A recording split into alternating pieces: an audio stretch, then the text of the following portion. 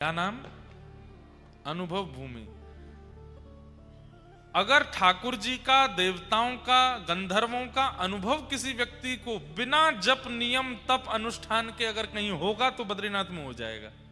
आपने तप भी ना किया हो, आपने जप भी ना किया हो, आप केवल बद्रीनाथ में 15-20 दिन रहने लगो, डोलते डोलते डोलते आपको कभी ना कभी कोई ना कोई अनुभव तो होगा। वहां अनुभव होते हैं। तो हमने महाराज जी से पूछा, मैंने महाराज जी आपको कभी कोई अनुभव हुआ? तो महाराज जी कहते हैं एक बार हुआ। हमने कहा उसके बाद क्यों नहीं हुआ? तो उन्होंने एक बात कही और वो मेरे मन में ऐसी मतलब खलबली सी हुई उस बात को सुनकर के। वे कहते हैं, ध्यान से सुनिएगा, कि देव पुरुषों को, ऋषि पुरुषों को और भगवत प्राप्त जो हो जाते हैं उनको हम मानवों से घृणा होती है। हम मानवों का आचरण, हम मानवों का भोजन, हम मानवों की रहनी सहनी, वार्ता, हृदय की स्थिति, वो सब दूर से देखते हैं। और दूर से देख करके, अब शब्द तो उन्होंने ऐसा कहा जैसे कई जीव ऐसे हैं, जानवर ऐसे हैं जिनको देख करके हमें घृणा होती है, ऐसे ही हमको देख करके उनको घृणा होती है। और दूसरा, हम लोगों से उनको दुर्गंध आती है, इसलिए देवता हमसे दूर ही रहते हैं।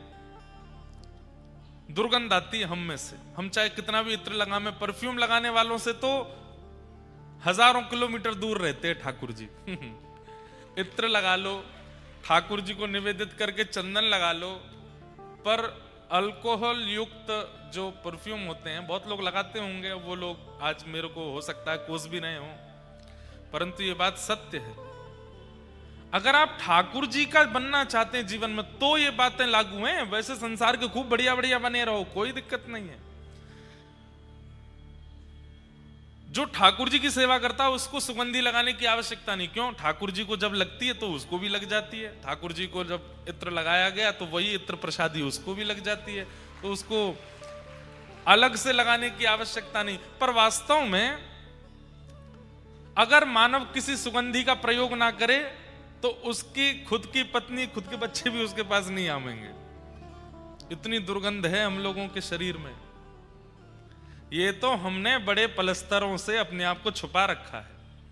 बहुत बढ़िया बढ़िया बन के घूमते हैं, पर वास्तविकता तो हम लोग इतने पवित्र नहीं। तो देवताओं को मानवों से दुर्गंध आती है, इसलिए वो दूर रहते हैं, स्पर्श नहीं करते। और कहीं मानवों का बहुत झुंड पहुंच जाता है ना, देवता वहां से फिर प्रस्थान कर जाते हैं, बोले कि ओहो अब ये रहने लायक नहीं बची ये जगह।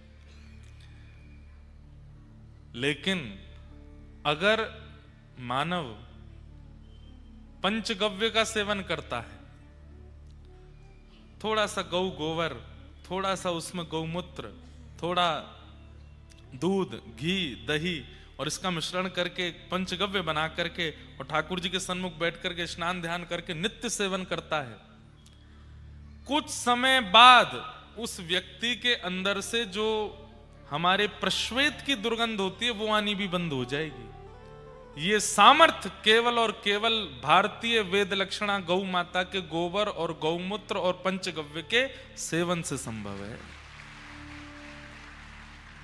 हमारे व्रज में आओ, ऐसे ऐसे महापुरुष अंदर रहते हैं, कंदराओं में, गिरिराज जी की अंदर रहते हैं जंगलों में, और आप उनके यहां बैठेंगे आपका उठने का मन नहीं करेगा। उनकी त्वचा का स्पर्श करेंगे ऐसा लगेगा कौन सा ब्यूटी पार्लर है जो इनको इतना सुंदर बनाता है। वो किसी सुगंधी का प्रयोग नहीं करते, किसी क्रीम का प्रयोग नहीं करते, किसी प्रकार के साबुन का प्रयोग नहीं करते। कैसे इतने सुगंधित हैं? पंचगव्य का सेवन करते हैं। सोचिए, गैया जानवर नहीं है, गैया मैया भी है, लेकिन उससे भी पहले गैया वैद्य है। गाय वैद्य है, एकमात्र ऐसा जीव है इस संसार में जो ऑक्सीजन लेती है और ऑक्सीजन ही देती है। कार्बन डाइऑक्साइड नहीं आता गैया से। 1 किलो घी का अगर हवन कर दे व्यक्ति तो उससे भी ओजोन लेयर और ना जाने पर्यावरण में कितनी शुद्धि हो जाती है। सब कुछ तो हमें देती है गैया, पर हमने गैया के मूल्य को नहीं समझा। गाय की ऐसी स्थिति कर दी कि आज भारत में जो भी धर्म में ह्रास हो रहा है, परिवारों में ह्रास हो रहा है। कल यहां के सब हमारे संघ के प्रांत प्रचारक गण और आदि सब लोग आए थे। ये लोग इतना परिश्रम कर रहे हैं, घर घर जाकर के लोगों को चेता रहे हैं, हिंदुत्व के बारे में बता रहे हैं, कुटुंब संबोधन संवर्धन सबके विषय में कह रहे हैं। ये सब आवश्यक नहीं था हमारे लिए, क्यों होने लगा? क्योंकि भगवान के द्वारा प्रदत्त की गई सबसे पहली निधि गैया का हमने अपमान किया। गाय की हमने स्थिति नहीं जानी। उनसे ज्यादा योग्य उन जीवों को मान लिया जो मांसाहारी हैं, उन जीवों को मान लिया जो एक जगह विष्ठा कर लेते हैं तो वहां पर 100 बार ब्राह्मण जाकर के यज्ञ करेगा तब वो स्थान पवित्र होता है। उनको तो हम अपने बेड पे सुलाते हैं। और मैं बहुत बोलूंगा तो कई कथा मेरी सुनने वाले लोग भी और कराने वाले लोग भी, लेकिन मुझे इससे चिंता क्यों होनी चाहिए? 28 प्रकार का एक नरक है, उस नरक में जाना पड़ता है उस जीव को इतना ज्यादा अपने समीप रखने से। प्रेम करो, सबको प्रेम करो, पर घर में स्थान केवल गाय को दिया जा सकता और किसी को नहीं।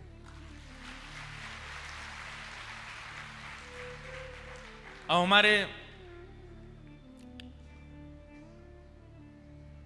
एलन ग्रुप वाले, हमारे मानधना परिवार ने ये जो गैया आज जिनका हम पूजन कर रहे थे, इनको क्या बोलते? कुन्नूर? क्या नाम है इनका?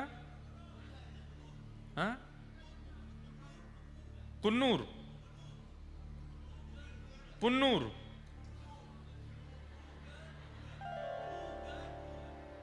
गुन्नूर अच्छा, पुगनूर, वाह। हाँ, नाम गंगा यमुना है, पर ये तिरुपति जी की गैया हैं। दक्षिण में पुंगनूर गैया, और ऐसी छोटी छोटी गैया। ये जो छोटी, ये बछिया नहीं थी जो ऊपर आई थी, ये गैया हैं, और ये बड़ी बड़ी गैया हैं। इन्हीं का दूध सेवन करते हैं हमारे वेंकटेश भगवान। दक्षिण भारत में ठाकुर जी की सेवा होती। देखो कैसे देख रही कैमरा में, फोटो खींच ले मेरो बोल अब नहीं देख रही। बगल में नंदी महाराज है, बोले मैं हूं, खिंचा लूं एक तो कैसी छोटी छोटी गैया हैं, और इनके बछड़ा बछिया होते होंगे वो और छोटे छोटे। कितना हृदय भरा आता है गैया को देख करके।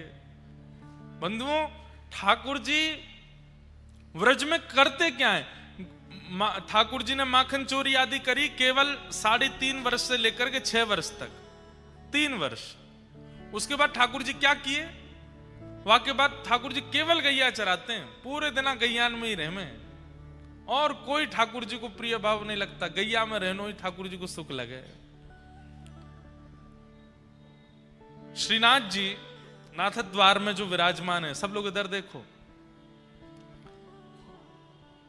आज भी श्रीनाथ जी की जो गौशाला है नाथ द्वार में, कभी जाइएगा, दर्शन करके आइएगा गौशाला का, और वहां गौशाला में आप गैया देखो, कैसी बड़ी बड़ी गैया हैं। ऐसी अद्भुत गैया हमारे ख्याल से भारत में और कहीं आपको देखने को नहीं मिलेंगे। और आपको जानकर के आश्चर्य होगा, जब श्रीनाथ जी हमारे गिरिराज जी में प्रकट हुए तो कथा लगभग सबने सुनी होगी। सद्दू पाने नाम के एक ब्रजवासी रहते थे गिरिराज जी में। उनकी बहुत सारी गैया थी, उनमें से एक गैया ऐसी थी उसके दुग्ध में सुगंधी आती थी, और वो गाय सद्दू पाने को अति प्रिय। और यही होता था, उसके जन्म लेने वाली बछिया के दूध में भी सुगंधी आती थी। तो कई लोग तो अपने घर में पूजन आदि करते तो सद्दू पानी से जाकर के दूध लेकर के आते वही गैया को, क्योंकि सुगंधित दूध है, वहां से ठाकुर जी को अभिषेक करेंगे। एक समय आया वो गैया चरवे के काजे वन में जावे, गिरिराज जी पे जावे और लौट के आवे तो वहां के दूध नहीं। सद्दू पानी ने 4-5 दिन तो प्रतीक्षा करी, वहां के बाद ये दूध देनो क्यों बंद कर दियो, लगे कोई बड़ी प्रसिद्ध गैया है, कोई निकाल ले तो हो चोर। तो ऊपर जाके देखा तो वो गैया एक विशेष स्थान पर जाती हैं और अपने चारों थनों से दूध प्रवाह कर देती हैं। जब वहां जाकर के देखा उस गड्ढे में तो श्रीनाथ जी की भुजा निकली हुई है। कुछ समय बाद जब श्री जी बाबा प्रकट भये गिरिराज जी से, तो कहते हैं अनेक वर्षों तक श्रीनाथ जी ने अन्न सेवन नहीं किया, रसोई की सामग्री नहीं पाई। श्रीनाथ जी केवल दूध पीते हैं, पै पी करके रहते हैं। और सद्दू पाने से कह दई, बोले अरे सद्दू पाने, जे तेरे गैयान के कुल में जो सुगंधित दूध देवे वाली गैया है ना, ये पता कौन है? बोले कौन है? बोले हमारे नंद बाबा की 9 लाख गैयान में से एक गैया की वंशधर है, वही को वंशज चलो आ रहा है। या हमारे में तेरी गैया को दूध ना पीऊं, ये तो मेरी गैया है। सोचिए सद्दू पाने के ऊपर श्रीनाथ जी की कृपा क्यों हो गई? क्योंकि गौवंश में एक गैया नंद बाबा के कुल की हती। जो लोग अपने घर गौ सेवा करें, क्या पता कौन किस वंश से है, कौन सी कोई व्रज के वंश की कोई गैया हो, का पता नंद बाबा के वंश की गैया आपके घर आ जाए और वह गैया के दूध के लोभ में ही ठाकुर जी आ जाए। हमारा साधन तो नहीं है कि हम ठाकुर जी को प्रकट कर सकें, पर गैया को दूध तो प्रकट कर ही देखो, श्रीनाथ जी प्रकट है के। और सद्दू पाने के यहां कितने वर्षों तक गिरिराज जी पर विराजमान श्रीनाथ जी ने अन्न सेवन नहीं किया, केवल दूध पीते। फिर जब श्रीमन महाप्रभु वल्लभाचार्य जी महाराज व्रज पधारे, तब श्री जी बाबा ने पहली बार अन्न आरोगा और तब अन्नकूट 56 भोग तब लगाए गए, तब से ठाकुर जी प्रसाद पान लगे। लेकिन ठाकुर जी ने आज बंधुओं मंदिरों में भी अब इतनी सामग्री बनती है, इतनी देसी गैया ही नहीं है कि इतना घी वहां पहुंचाया जा सके, तो फिर अन्य अन्य घी पहुंचाने पड़ते हैं। कभी कभी हमें लगता है कि हम मानवों ने ठाकुर जी के द्वारा प्रकट की गई, प्रदत्त की गई निधियों को ही नष्ट कर दिया, तो ठाकुर जी हमसे उदास बैठे हैं। कम से कम ठाकुर जी बोल रहे हैं कि भाई तुम पूरे संसार के साथ कुछ भी करो, जो हमारी वस्तु है उसको तो सुरक्षित रखो। गिरिराज जी की महिमा हमने नहीं जानी, रज की महिमा हमने नहीं जानी। यमुना जी, वृंदावन में आप आचमन नहीं कर सकते, और अगर आपने 10-12 दिन तक आचमन कर लिया तो आपको घनघोर पी लिया हो जाएगा। ये वृंदावन की यमुना जी की स्थिति है।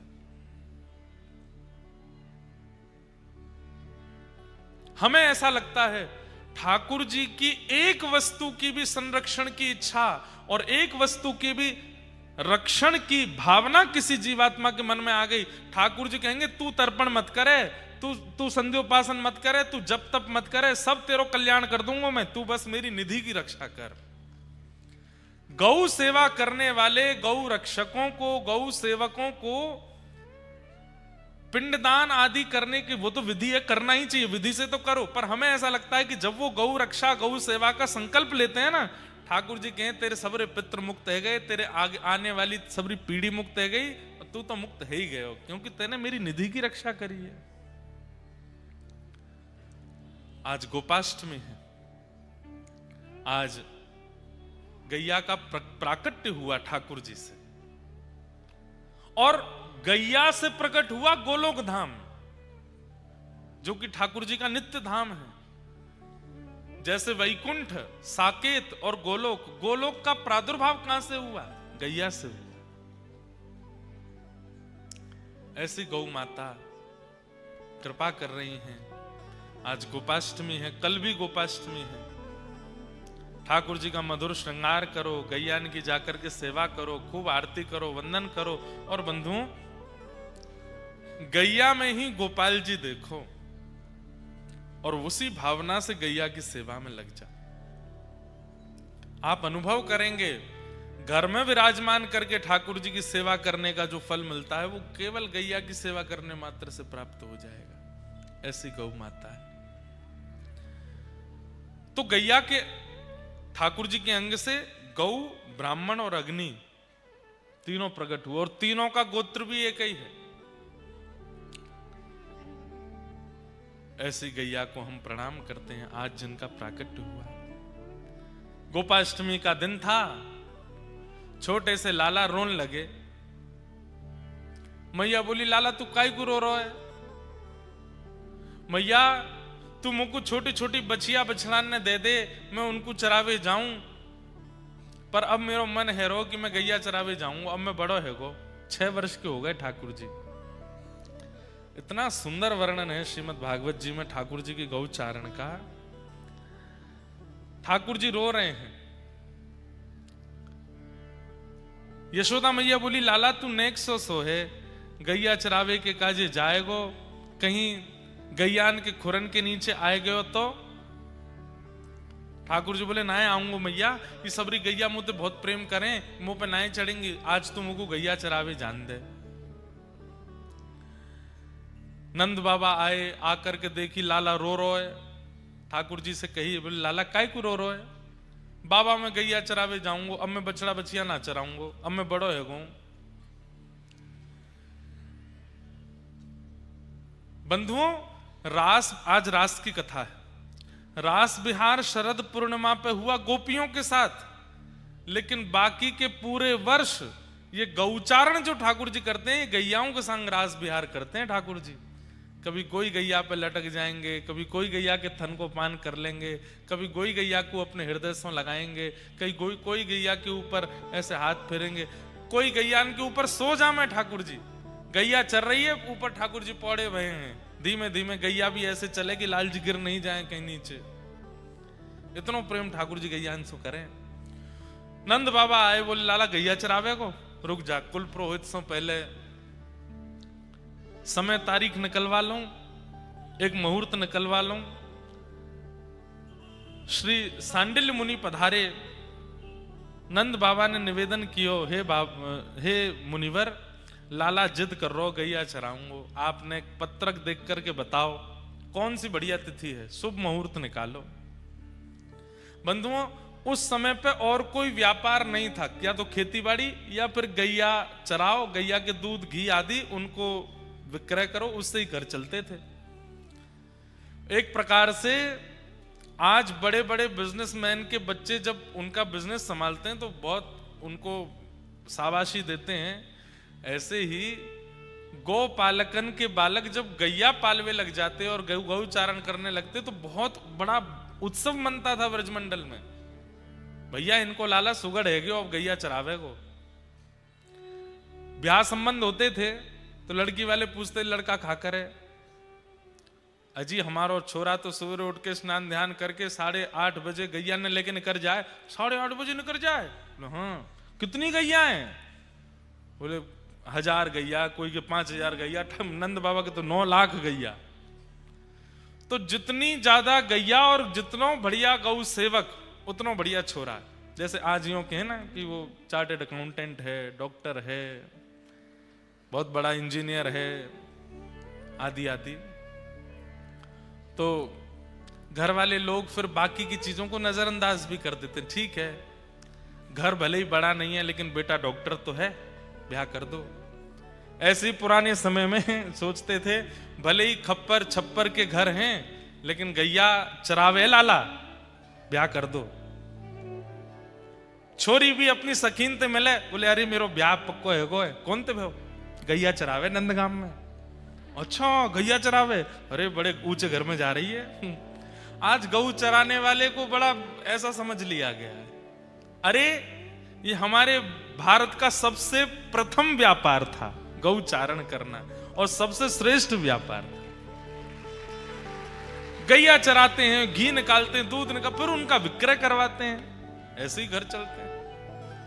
तो एक प्रकार से गैया चराने को मतलब है कि अब सुगड़ है गयो लाला। दूसरी बात, दाऊ दादा तो बड़े हैं, वो नंद बाबा के संग गैया चरावे जामे। एक दिन दाऊ दादा बोले, लाला अब मेरो तो तोते पहले ब्याह है जाए को। ठाकुर जी बोले काय को? अरे तू ना जाने ब्याह करवे वाले सबसे पहले यूं ही पूछे गैया चरावे कि नहीं? मैं तो जाऊं गैया चरावे। तू तो बछड़ा बछिया चरावे, छोरी वाले आमे भी हैं तो यूं सुन के कि बछिया चरावे सो चले जाए। वही रात ठाकुर जी रोए, बोले मैं गैया चराऊंगा अब क्यों मेरो ब्याह होएगा तब। दूसरे दिन सांडिल्य मुनि पधारे। नंद बाबा बोले आप पत्रक देख के बताओ, शुभ मुहूर्त निकालो, लाला गैया चरावे को। सांडिल्य मुनि बोले नंद बाबा तुम्हारो लाला तो बड़ो अद्भुत है। बोले क्यों? बोले मुहूर्त देख के ही रोवे। क्यों? बोले आज ही मुहूर्त है गैया चरावे को, आज गोपाष्टमी है। बोले ऐसा लाला है मुहूर्त देख के ही रोवे। आज गोपाष्टमी को मंगल दिन है, आज के दिन ही गैया मैया को प्रादुर्भाव भयो, तो अब लाला सो पूजन कराओ और पूजन कराए करके आज लाला को गैया चरावे भेज दो। आहा, ठाकुर जी आनंद में भर गए। बोले अब हम गैया चरावेंगे। और ठाकुर जी सबसे पहले तो यशोदा मैया नंद बाबा के साथ में गौ पूजन करने गए। गैया को पूजन किया, सींग में स्वर्ण और चांदी के छोटे छोटे सींग बनवाए करके जो ऊपर के भाग है वहां पर मड़वाए, वहां पर लगवाए। पामन में सुंदर पाजेब पहनाई, जैसे माताएं पहनती हैं वैसे चारों खुरन में पाजेब पहनाई। पाजेब पहना करके फिर हल्दी, चंदन और मेहंदी, इनमें हाथ बोर बोर करके गैया के ऊपर थापे लगा करके सुंदर श्रृंगार कियो। गैया के नेत्रन के पास में सुंदर चंदन की आकृति सो काजल जैसो लगायो है ठाकुर जी ने। वहां के बाद में फिर गैया के सींग के बीच में यहाँ पे पाग पहनाई। पाग पहना करके वहां में मोती जड़े हैं। सुंदर मैया ने एक साड़ी पहनाई है। ठाकुर जी खूब सारे मोर पिछ लेकर के आए और मोर पिछ लेकर के जो यहाँ पाग बांधी है वह पाग के बीच में खूब सारे मोर पिछ लगा दिए, तो ऐसे मुकुट बन गयो गैया को। इतनी सुंदर गैया को श्रृंगार भयो। फिर मैया ने सुंदर सुंदर लडुआ बनाए, सुंदर खिचड़ी बनाई, सुंदर बड़ी बड़ी रोटला बनाए। सबन को ले जा करके लाला पवा करके आवे। हर गैया के चरणन में प्रणाम करके 2-2, 3-3, 4-4 परिक्रमा लगा करके ठाकुर जी सबको वंदन करें, सबके चरणन में प्रणाम करें। गौ पूजन कियो। बंधुओं, गैया जिस समय बालक को जन्म दे रही हो, बछड़ा बछिया को जन्म दे रही हो और वो बालक पूर्ण रूपेण बाहर ना आया हो, उस समय यदि गैया की परिक्रमा कर ली जाए तो पृथ्वी परिक्रमा का फल प्राप्त होता है। क्यों? क्योंकि गैया दो मुखी हो जाती है। एक मुख तो आगे को है और जब बालक को जन्म दे तो दूसरा मुख भी प्रकट हो जाए, तो दो मुखी गैया है जाए।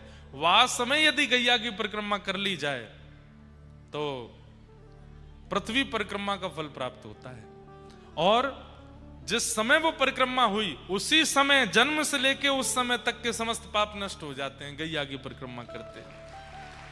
हम कहां तक बताएं, पूरे 7 दिन हमसे गैया की चर्चा सुनते जाओ। और आज जो हम व्यास बने बैठे हैं ना, हमने अपने जीवन में सबसे पहली कथा की द्वारिका में, गुजरात में। और द्वारिका में कथा करने के बाद फिर कथा नहीं हुई। कब तक कथा नहीं हुई? जुलाई में पहली कथा करी, मार्च तक कोई कथा नहीं हुई। लोग बाग जानते ही नहीं थे। पिताजी महाराज बोलते हम किसी से कहेंगे नहीं कि भाई इनकी कथा कराओ, कोई खुद कहेगा तो सुन ले।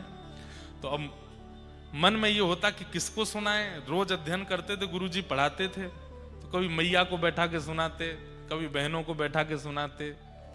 और घर वाले लोग जो होते हैं वो ज्यादा घास तो डालते नहीं वो तो उठ उठ के चले जाते, बोले हाँ ठीक है ऐसे बोलते। अब मैं रोज रोज सबको कथा सुनाने बैठा हूं तो सबके किसी के कोई बोर हो गया, कोई किसी का मन भर गया, ऐसे होता। तो हमने अपने गुरुदेव से प्रार्थना की, गुरुदेव कथाएं होती नहीं है अभी और घर वाले कोई सुनते नहीं है, किसको सुनाऊं मैं? तो हमारे गुरुदेव बोले आपके पूज्य गुरुदेव पिताजी महाराज ने इतनी सुंदर गौशाला बनाई है, इतनी सारी गैया वहां हैं, वहां जाके गैयाओं को कथा सुनाए करो। और हमारा नियम सुनिए, सवेरे 3:30-4 बजे उठ जाते थे, स्नान करते, और यही भागवत जी की पोथी हमारी, इनको लेकर के हृदय से लगा के बढ़िया, जैसे बटुक ब्राह्मण होता, तब 18-19 वर्ष की आयु थी,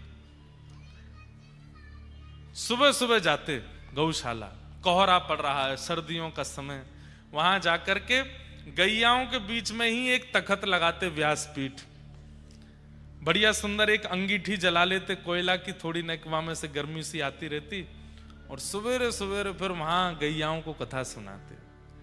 1 दिन, 2 दिन, 3 दिन के अंदर तो गैयाओं को ऐसी आदत लग गई, अब तो अगर मैं 15-20 मिनट लेट रह जाऊं तो हमारे ग्वारिया बाबा फोन करते, बोले गैया रम्मा रही हैं, जल्दी आओ।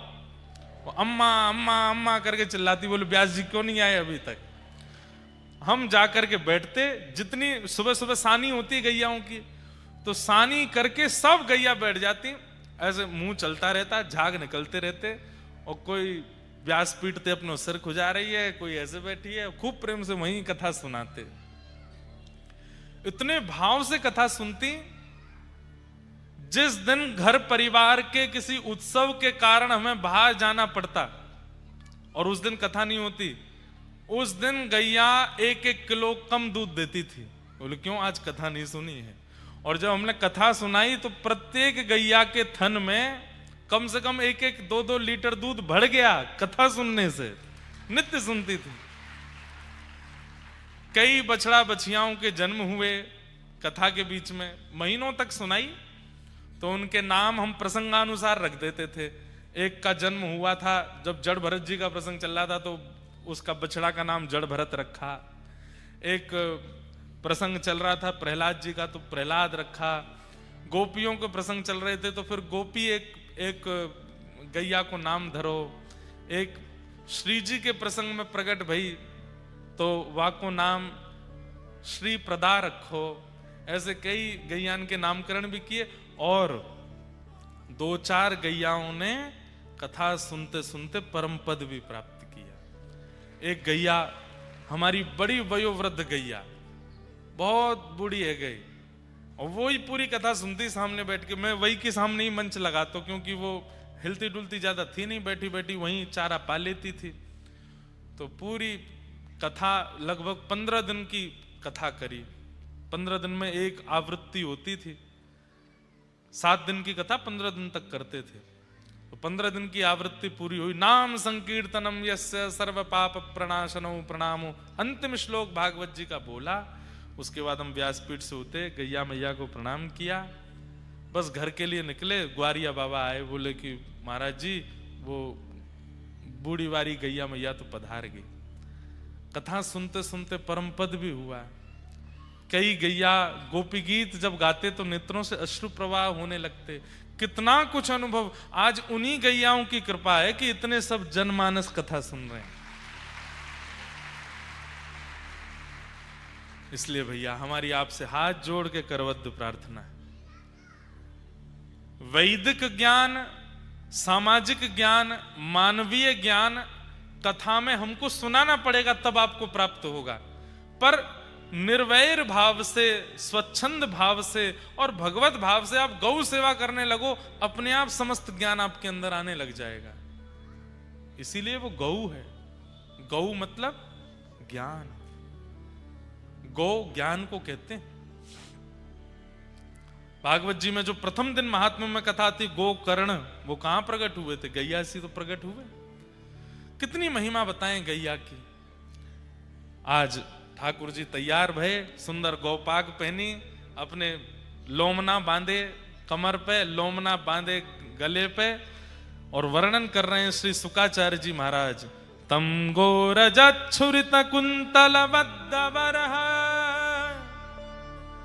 वन्य प्रसून रुचिरे क्षण चारुहासम वेणुम क्वणंत मनुगैरनुगीत कीर्ति गोप्योद्रदीक्ष दृदृशो भगमन समेता।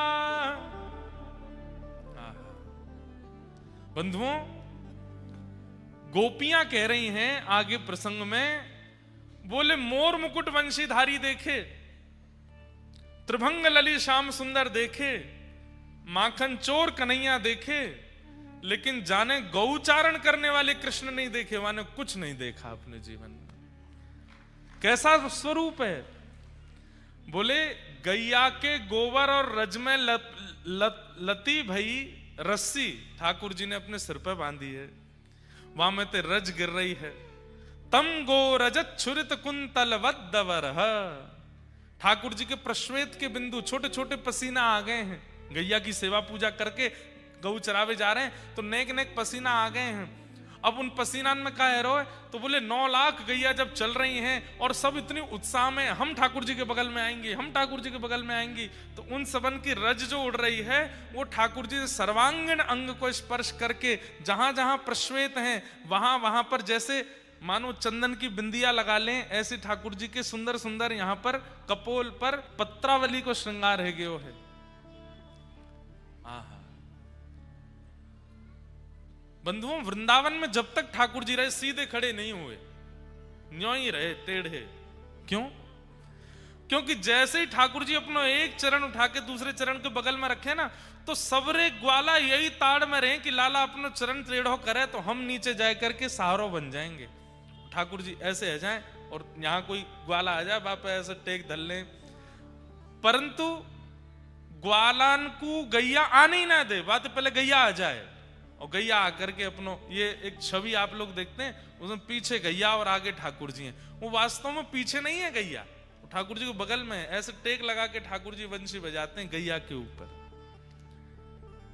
वेणुम क्वनंतमनुगैरनुगीत कीर्ति, ठाकुर जी गैया पर ऐसे टेक लगा करके सुंदर वेणु का नाद करते हैं और उस वेणु का नाद सुनते ही समस्त गैया सबके आनंद की स्थिति अद्भुत हो जाती है।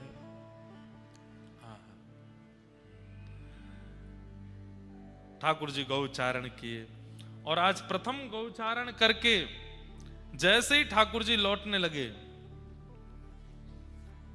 संध्या का समय, सब ब्रजनारी गोपियां अपने अपने द्वार पर थाल लेकर के खड़ी हैं। पहली बार गैया चरा के आए लाला, सब ठाकुर जी की आरती कर रही हैं, सब ठाकुर जी को पुष्प वर्षण कर रही हैं। गैया इतनी मानिना है रही हैं, आज इतनो भाग्य अपनो मना रही हैं। क्यों? गोपियां सब गैयाओं को हृदय लगा रही हैं, ठाकुर जी को तो लगा नहीं सकती। अरे तुम कितनी भाग्यशाली, कन्हैया तुम्हारे संग गैया चरावे गए, तुम्हारे ऊपर टेक लगा के बैठे, तुम्हारे ऊपर टेक लगा करके सोए। पूरे ब्रजमंडल में आज आनंद ही आनंद, सब नाच रहे हैं, सब गा रहे हैं, ढोल बजा रहे हैं, नगाड़े बजा रहे हैं। अरे मैया आज लाला गैया चरा के आए हो। हमारे ब्रज में एक रसिया गांव है, यशोदा मैया खोल के बढ़िया, लाला आयो गाय चराए, यशोदा मैया खोल, लाला आयो गाय चराए, लाला आयो गाय चराए, हाँ आयो गाय चराए, अरे हाँ आयो गाय चराए, लाला आयो गाय चराए, हाँ आयो गाय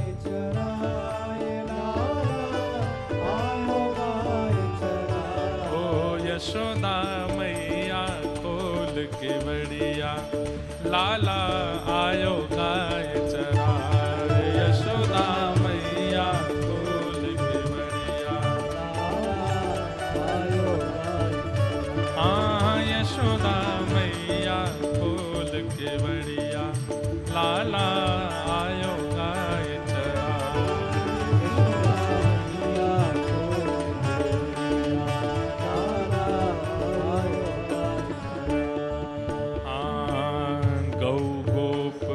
ग्वालन गौ संग ये वंशी मधुर बजाए, गौ ग्वालन गौ संग, हाँ गौ गोप ग्वालन गौ संग ये वंशी मधुर बजाए।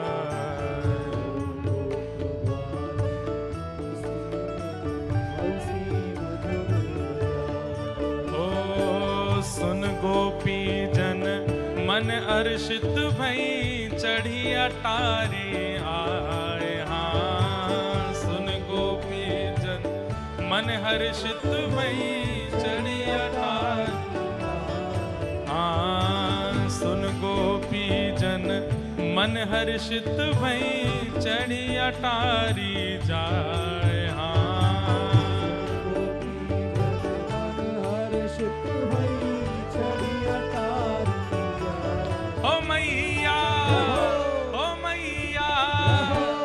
यशोदा मैया खोल के बढ़िया लाला आयो गाय चराए। यशोदा मैया खोल के बढ़िया लाला आयो गाय। हाँ यशोदा मैया खोल के बढ़िया लाला आयो गाय चराए। यशोदा मैया खोल के बढ़िया लाला आयो गाय चराए। लाला आयो धेनु चराए। हाँ आयो गाय चराए। लाला आयो धेनु चराए। ओ मैया हे यशोदा मैया खोल के बढ़िया लाला